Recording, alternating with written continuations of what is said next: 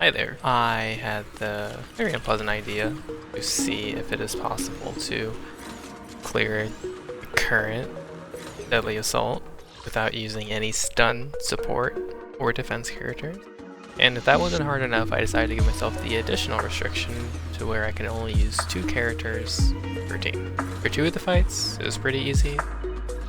Not pretty easy, but fairly doable. But for a Wandering Hunter, that boss is not very nice for this kind of challenge, because unlike the anomaly and attack agents who can kind of work just with each other, the rupture agents really need at least either Lucy or Banyan Hu to actually feel like they're doing anything, and they're more reliant on stuns. There will be no talking during the runs. I'll give my thoughts on the run after they're played.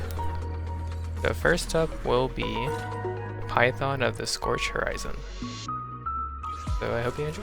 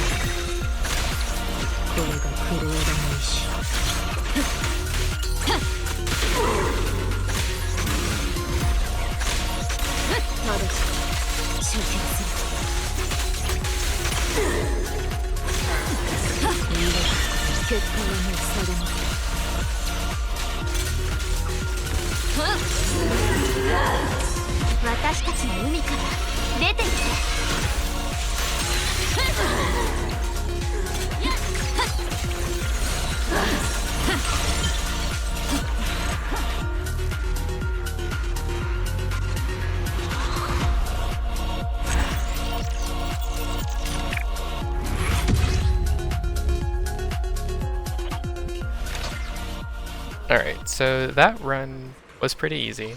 It only took me 2 or 3 tries to get done. my Promia build, which I should be showing to you now, isn't really that good. There's a lot of room for improvement, and she obviously doesn't have her W engine.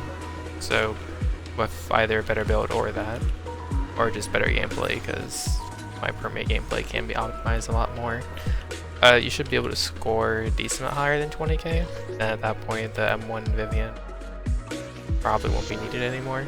But for my current skill level with her and build, it was kind of necessary to get it done. But yeah, next up will be the Defiler. So, hope you enjoy.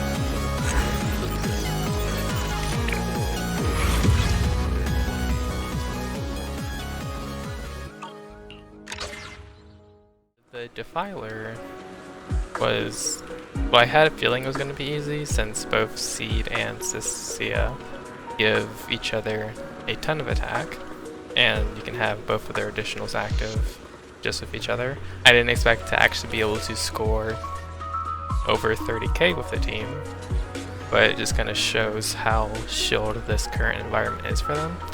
Whenever there's that double attack buff, everyone besides Seed and Ambi kind of suffer, but they get to thrive very well with this.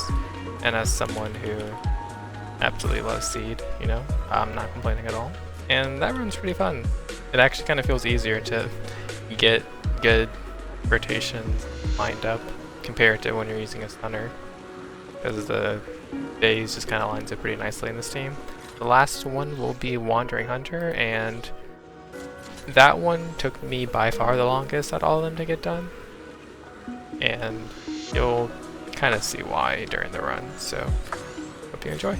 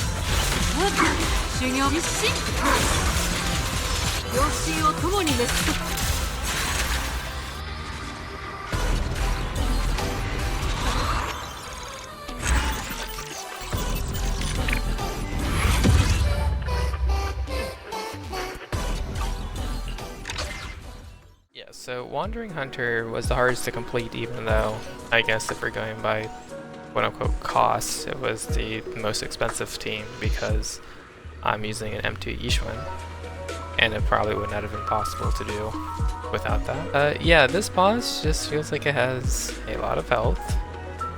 The Rupture buff is for Ether, but Wandering Hunter himself is not actually ether weak, so both Banyue and Yatari can only take advantage of the first half of the buff, which honestly isn't even that big. So the buff kind of sucks. The matchup isn't great, but it's not terrible. And trying to keep 5 stacks of the debuff on Wandering Hunter throughout the entire fight is extremely annoying, because you run out of defensive assists, so you have to keep doing dodges, but both Yixuan and Yatari want to counter attacks to manage their resources and damage right. But if you do a counter, it doesn't count for applying one of those debuff stacks, so you have to choose between doing damage and keeping a debuff stack, and if you lose that 5x, it's just impossible to get enough damage to kill. I actually had to share one piece between Seed and Yatari to make the builds good enough to actually complete that, but managed to get it done with no stun, no support, no defensive units, and only 2 characters per team. Even without cons, as long as, or mindscapes, as long as your builds are good enough, you should be able to at least get the Phaethon and Defiler bosses done. But with Wandering Hunter, don't bother trying to attempt this if you don't have at least some kind of mindscapes on your DPS, or just, you know, use Pinyin or just see it like a normal person. But yeah, hope you enjoyed this run. If you did, please think about liking and subscribing. If you like challenge videos like this, I have another one in Zenless where I completed one of the previous U defenses using only 3 S ranks total. So if you're interested in that kind of thing, I'll link it in the description. But yeah, thanks for watching. I hope you have a blessed day.